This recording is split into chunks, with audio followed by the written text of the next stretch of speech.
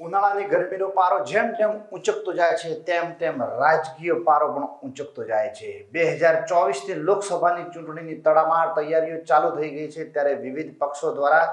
પોતાના ઉમેદવારો પણ ઉતારી દીધા છે વાત કરવી છે બનાસકાંઠા લોકસભાની ચૂંટણીની તમામ જાતિગણ સમીકરણની નમસ્તે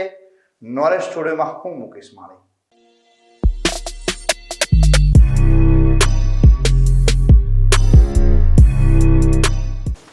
બનાસકાંઠામાં કોણ કોના ઉપર પડશે ભારી કોણ કોને આપશે માત શું ચૌધરી સમાજ પોતાનો દબદબો જાળવી રાખશે કે પછી ઠાકોર સમાજ મારશે બાજી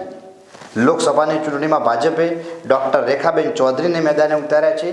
તો બીજી બાજુ કોંગ્રેસે વાવના ધારાસભ્ય અને દિગ્ગજ નેતા જ્ઞાનીબેન ઠાકોરને મેદાને ઉતારી અને આખી બનાસકાંઠાની ચૂંટણી રસપ્રદ બનાવી દીધી છે બનાસની બેન જ્ઞાનીબેન જેવા સ્લોગન સોશિયલ મીડિયામાં વાયરલ થઈ ગયા છે તો બંને ઉમેદવારોએ પોતાની તાકાતથી મત વિસ્તારમાં ચૂંટણીનો પ્રચાર કરવાની શરૂઆત કરી દીધી છે બીજી બાજુ કોંગ્રેસ માટે ચિંતાનો વિષય એ પણ છે કે જોઈતાભાઈ પટેલ અને મહેશભાઈ પટેલ બંને પૂર્વ ધારાસભ્યોએ રાજીનામા આપી દીધા છે અને કેસરીઓ ધારણ કર્યો છે તે પણ કોંગ્રેસ માટે એક ચિંતાનો વિષય છે તો બીજી બાજુ ભાજપની રેખાબેન ચૌધરીને સ્પષ્ટ છબી એવો ચહેરો લાવી અને મેદાને ઉતાર્યા છે અને એમના સહકાર ક્ષેત્રે અને પશુપાલન ક્ષેત્રે એમનું ખૂબ મોટું નામ છે કારણ કે રેખાબેન ચૌધરી એ બનાસ ડેરીના અધ્યક્ષતાપક ગલબાભાઈના પૌત્રી છે તેથી સહકાર ક્ષેત્રે એમનું મોટું નામ છે એટલા માટે પણ ભાજપે એક એવા ચહેરાને ઉતારી નાખી ચૂંટણીને રસપ્રદ બનાવી દીધી છે આપણે બનાસકાંઠા લોકસભા ચૂંટણીના જાતિ સમીકરણની વાત કરીએ તો બનાસકાંઠામાં ચૌધરી અને ઠાકોર સમાજ લગભગ એક સમાન મતદાર ધરાવે છે દલિત સમાજ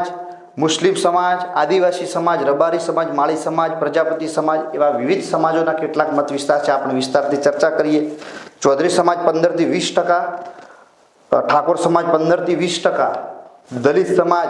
એ 9 થી 15% અને મુસ્લિમ સમાજ 5 થી 10% અને અન્યમાં 60%માં આદિવાસી રબારી માળી પ્રજાપતિ એવી વિવિધ જાતિઓનો સમાવેશ થયો છે સાથે સાથે નવા મતદારો પણ જોડાયા છે આ બનાસકાંઠા જાતિ સમીકરણમાં 8% થી વધારે પાટીદારો અને 12% થી વધારે સવર્ણો મતદાર પણ મહત્વની ભૂમિકા સાબિત કરે છે આમ બનાસકાંઠા જિલ્લાની બેઠક એ ગુજરાતમાં સૌથી હાઈ વોલ્ટેજ બેઠક તરીકે પણ વિશ્લેષણો જોઈ રહ્યા છે કારણ કે ઠાકોર સમાજ અને ચૌધરી સમાજનું એક જ સરખું મતદાન હોવાથી આ બેઠક મહત્વની સાબિત થઈ રહી જોવા મળી રહી છે એટલે આવનારા સમયમાં જોવાનું રહ્યું કે કોણ મારશે બાજી કોણ કોને આપશે માત અને શક્તિ સામે શક્તિ ટકરાશે તો કોણ જીતશે આ ચૂંટણીનો જંગ નમસ્તે